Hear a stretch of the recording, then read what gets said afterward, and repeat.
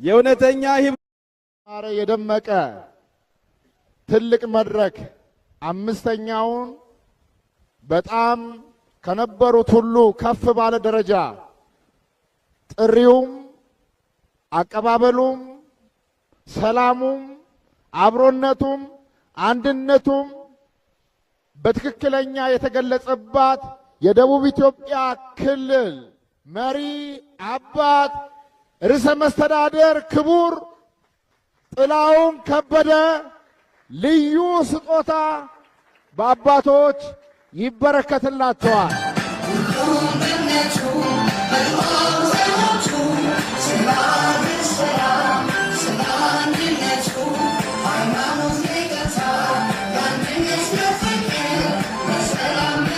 ሜዳሊያም አላቸው።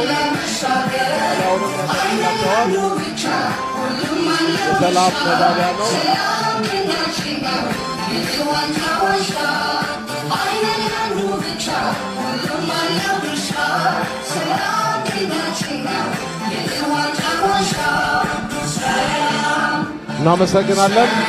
እናመሰግናለን።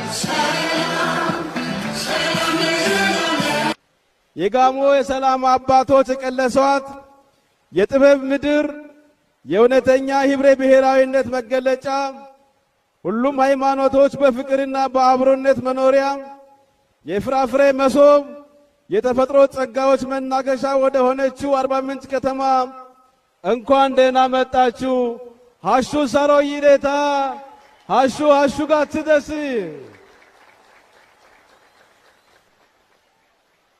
ሰላም በህይወት የመኖር መሰረት ነው። ዛሬ እንዲህ አምሮብን መሰባሰብና መነጋገር የቻልነው ሰላም ስላለ ነው። ሰላም የመልካም ነገር ሁሉ መነሻና መዳረሻ ነው።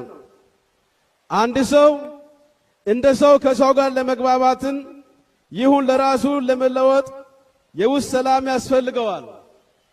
የውስጥ ሰላም የራቀው ሰው ጭንቅ ውስጥ፣ ፍርሃትና ስጋት ውስጥ፣ በአጠቃላይ ቀውስ ውስጥ የሚኖር ይሆናል። በትክክል ማሰብ ያሰበውን መፈጸምና በሰው ቋንቋ መግባባት ይሳነዋል። በመሆኑም ቀስ በቀስ ከሰው ተራ የወጣ ይሆናል። ሰላም ያለው ሰው በንጹህ ሕሊና በብሩህ አእምሮ ከፍ ያለ ምናብ ይኖረዋል። ፈጠራም ይቀድመዋል። ያለመውን ለመኖር ያሰበውን ለማሳካት የሚያስችል አቅም ይሰጠዋል። ሰላም የራቀው ቤተሰብም እንዲሁ ያለውንና ያፈራውን ሽጦና ተከፋፍሎ ይበተናል እንጂ ለሀገር ዋልታና ማገር ሊሆን የሚችልበት እድሉም አቅሙም አይኖረውም። ሰላም የሚረጋገጠው ከሌላው ጋር ተረዳርተን ተቻችለን ተከባብረን ሰጥተን ተቀብለን እና አንዳችንን አጥፍተን ሳይሆን በጋራ ተጠቃሚ ሆነን መኖርን ምርጫችንና አማራጫችን ስናደርግ ብቻ ነው። እዚህ ላይ ሃይማኖታዊ እሴቶቻችን ሲጨመሩበት በደልን በይቅርታ ማራቅ፣ በብሔር በጎጥ በቀለም መከፋፈልን በአብሮነት ወደ ውበት መቀየር፣ ውሸትን ሴራንና ምቀኝነትን በሐቅ በቅንነትና በደግነት መተካት ባህል ይሆንና ዕውቀትን በዕውቀት ላይ አቅምን በአቅም ላይ ሀብትን በሀብት ላይ በመደመር በአጭር ጊዜ ወዳሰብነው የብልጽግና ማማ መድረስ ይሆናል።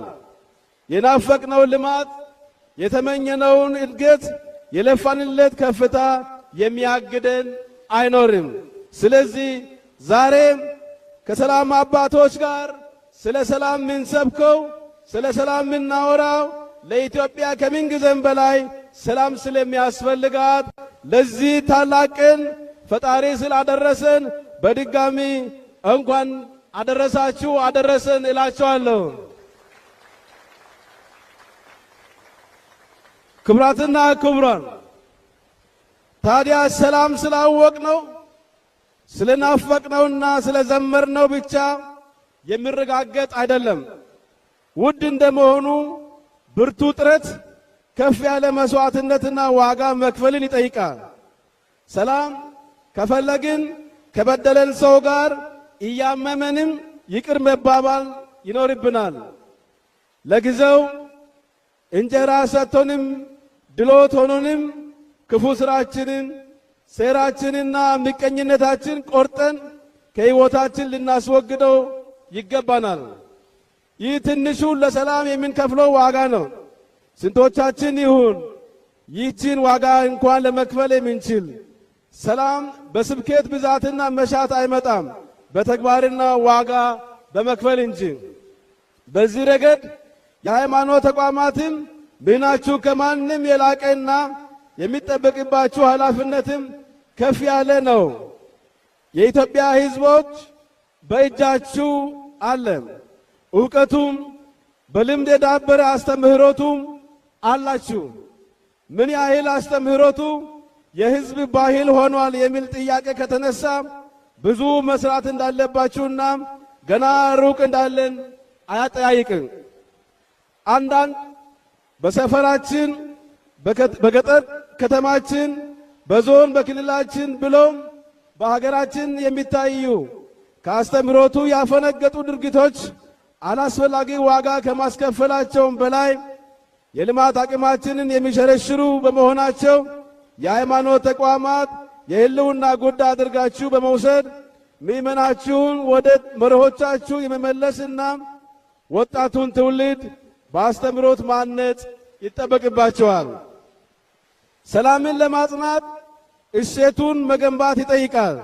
ስለዚህ ሰላም የሚገነባ ጉዳይ ነው ማለት ነው። የምንገነባው ባለን ድል በሃይማኖታዊ አስተምህሮና ባህላዊ ልምምድ ነው።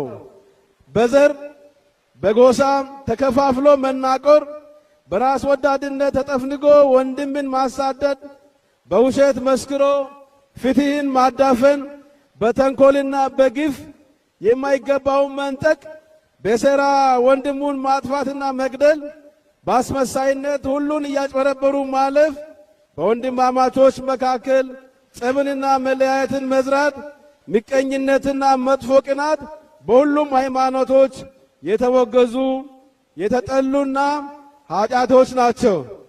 ቤተ እምነታትም ተከታዮቻቸውን የሚያነጹበት መሰረትም ይህ እንደሆነ የሚታወቅ ቢሆንም ዳሩ ግን ትውልዱ በማይናቅ መጠን ከአስተምህሮት አፈንግጦ ያልተገባ ልምምድ ውስጥ የተዘፈቀ መሆኑ ከማንም የተደበቀ አይደለም። ከዚህም ብሶ በአንዳንድ ቦታዎች የሃይማኖት ተቋማት ራሳቸው ሰላም የማፍለቅ ሚናቸው ቀርቶ ውጭ ሌላው ሰላም ስጋት የሚሆኑበት አጀንዳ ውስጥ የሚገኙበት የሰላም ባለቤትነታቸው ርቋቸው ሰላምን ከመንግስት የሚሹ የፍትህ መድረክ የሆነውን አስተምህሮቻቸውን ወደ ኋላ ጥለው ፍርድ ቤትን የሚያጨናንቁ ተከታዮቻቸው ከላይ በዘረዘርናቸው እኩይ ተግባራት የተጠመዱ ተቋማትም የነዚህ መሸሸጊያ የሆኑበት አልፎ አልፎ ይታያል። ክቡራትና ክቡራን፣ የሃይማኖት ተቋማት መሰረታቸው በእሴቶቻቸው ላይ በመጣል ትውልዱንም በዚህ በመቅረጽና በአብሮነት በመቻቻል በፍቅር ወንድማማቾች መዋደድን በበጎነትና በቸርነት በማነጽ ለመንግስት አስተዳደር ምቹ ሁኔታ በመፍጠር ሸክሙን ሊያቀሉለት ይገባል።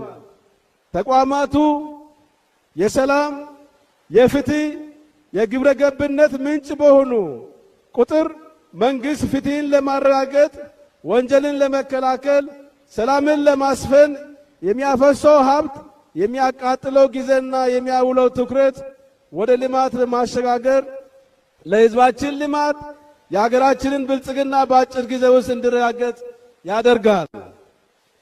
ዕድሜ ለለውጡ መንግስት፣ ዕድሜ ለብልጽግና ፓርቲ፣ ዕድሜ ለክቡር ጠቅላይ ሚኒስትራችን ዶክተር አብይ አህመድ ከተኛንበት ረጅም እንቅልፍ ቀስቅሶን በጥቂቱም ቢሆን ዙሪያችንን ማየት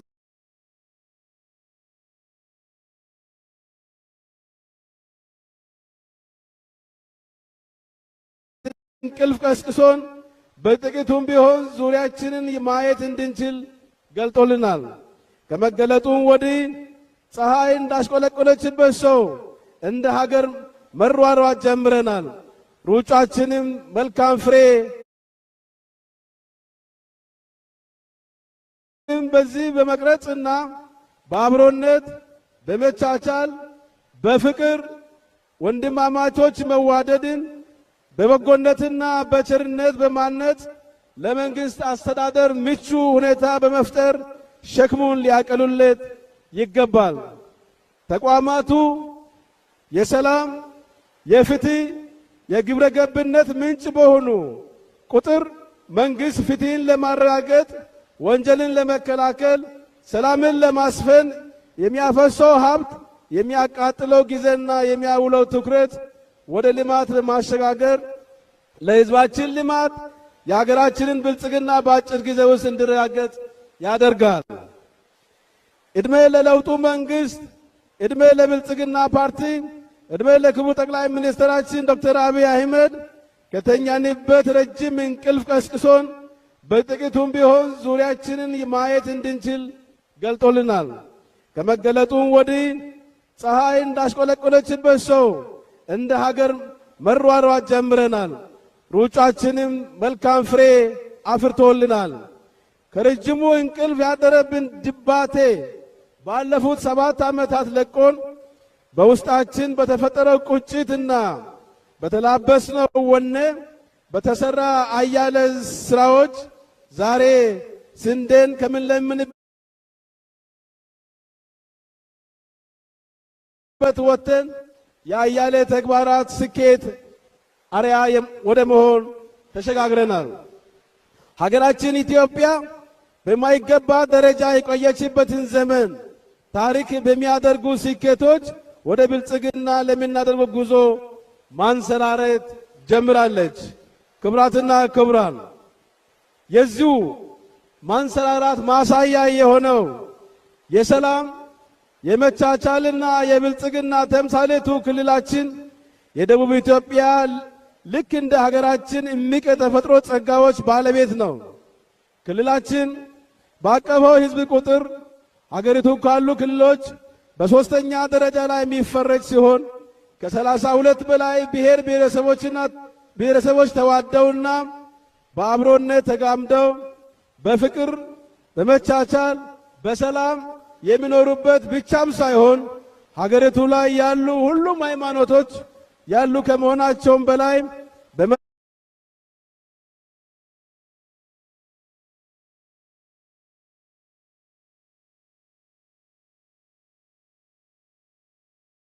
በመተባበርና በመደጋገፍ የሚኖሩበት ክልል ነው። ለዚህም ነው የሰላም የመቻቻልና የብልጽግና ተምሳሌት የተባለው። ክልላችን በሁሉም አቅጣጫ ሰላም የሰፈነበት 4 ሰዓት ተንቀሳቅሶ የሚሰራበት ነው። ሰፊ የተንጣለለ መሬት ያለበትና ክረምት ከበጋ የማይቆራረጡ በርካታ ወንዞች የሚፈሱበት ለኢንቨስትመንት ምቹ ተስማሚ ክልል ነው። ምንም እንኳን ሁሉንም ገልጠን ጥቅም ላይ ያዋል ባይሆንም ክልሉ በበርካታ ማዕድናትም የበለጸገ ነው። ካለን እምቅ አቅምና ጸጋ አንጻር ያስመዘገብነው ውጤት ገና ለመንሰራራት የሚያነሳሳ እንጂ የሚያኩራራ ያለ መሆኑን በመረዳት የብልጽግና ፍኖተ ካርታ ቀርጸን በስፋት እየተንቀሳቀስን እንገኛለን። በዚህኛው ዓመት ከወትሮ በተለየ አንዱን ዓመት እንደ 5 ዓመት ቆጥረን በዚህ ዓመት ብቻ በ5 ዓመት ተሰርቶ የሚመዘገብ ውጤት ለማስመዝገብ ከወትሮ በተለየ ፍጥነትና ፈጠራ እየተጓዝን እንገኛለን።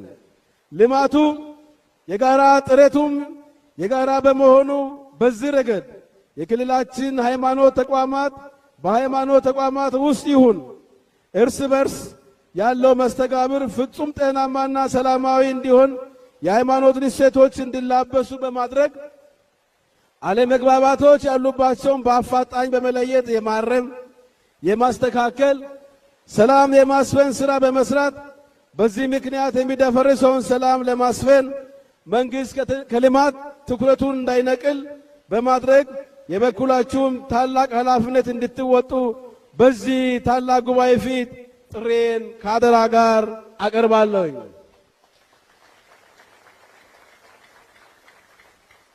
አሁን ሀገራችን ኢትዮጵያ ሶስት ማዕዘን ኃላፊነቶችን አንግባ እየተጋች ትገኛለች። ትናንት መስራት ሲገባን ሳንሰራው የታለፉ ውዝፎች ስራዎችን የመስራት፣ ዛሬ ደግሞ ተወዳዳሪ ሆና ለመውጣት ጊዜ የሚጠይቀውን ስራ በፈጠራና በፍጥነት መስራት እንዲሁም ነገ ለሚጠብቀን ዓለም የመዘጋጀት ጉዳይ ይጠበቅብናል። ይህን ማዕዘን በድል ለመወጣት የሚያግዙን ግዙፍ ስኬቶች እየተመዘገቡ ይገኛሉ። ህዳሴያችን ተመርቆ ለጉዞ የሚያስፈልገንን ኃይል መስጠት ጀምሯል። ምርታማነታችን ልቆ የምግብ ሉዓላዊነታችን ለማረጋገጥ የሚረዳን የማዳበሪያ ፋብሪካዎች ግንባታ ተጀምሯል። ለዚህም አጋዥ የሆነው የጋዝ ምርት ማምረት ሥራ እውን ሆኗል። አሁን ምርቶቻችን ወደ ገበያ የምናወጣበት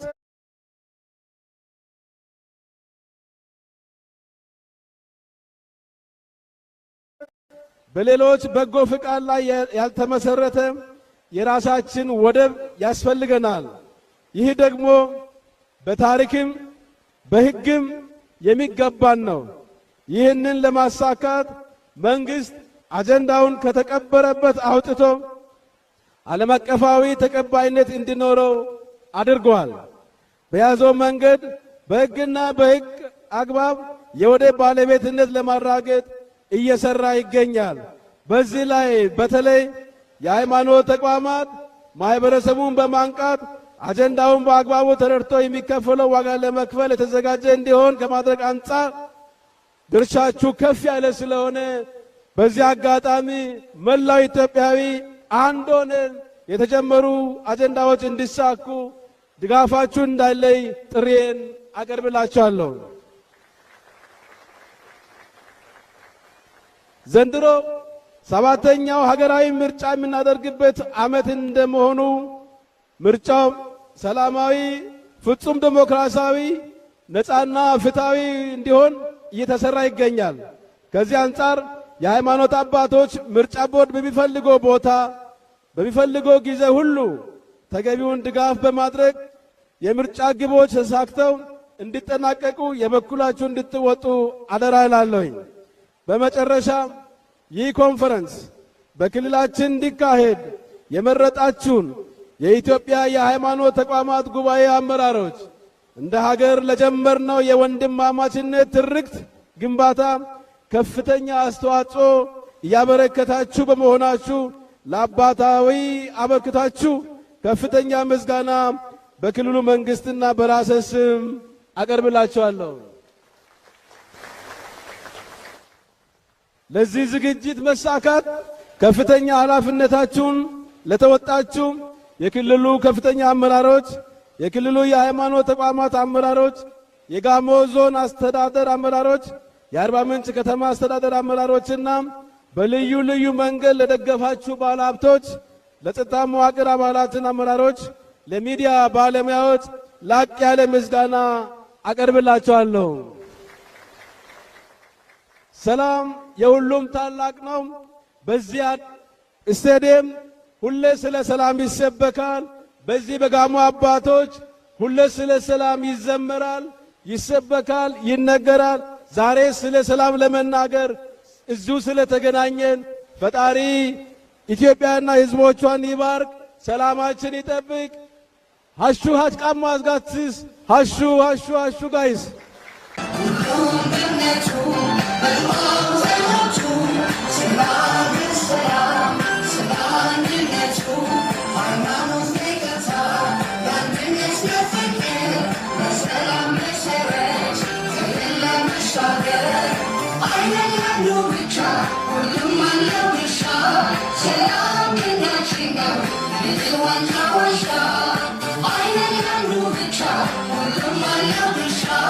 Salam